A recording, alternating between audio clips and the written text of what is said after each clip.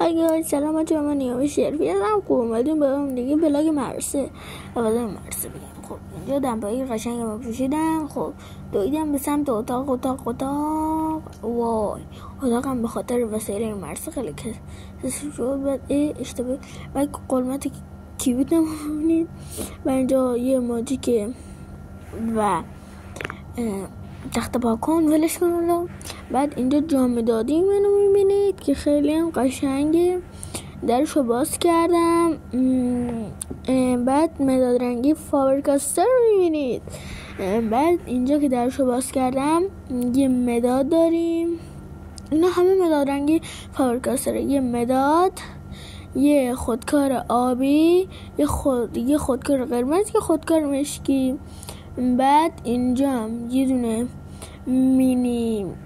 مینی غلطگیر با اینم نمیشونم چیه داخل کامنت حتما بگید. بعد یه دونه خطکش داشتیم و یه دونه خودکار پاکونه که خریده بودم از قبل، اینو بابانم واسم نیورده. بعد درش زیپشو بستم.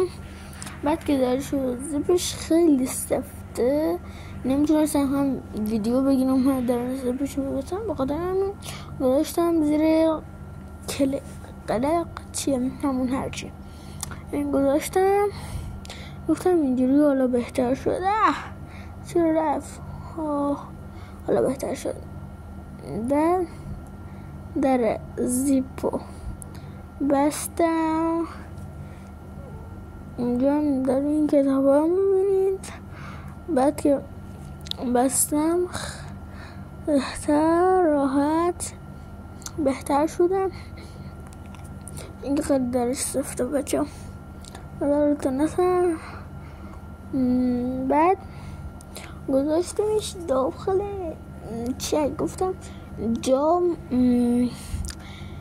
مدادی کیف گذاشتمش، یعنی اونجا تو جام دادی تو میذاری داخلش راحت دیگه در میاره. بعد اینجا ظرف غذا میداره. وای زیپش نمیتونه.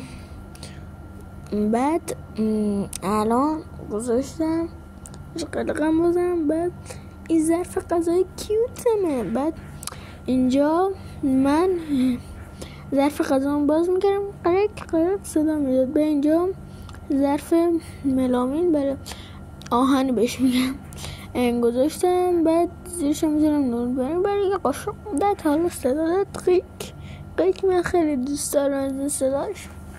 بعد اینو گذاشتم داخل. بعد راحت شدم.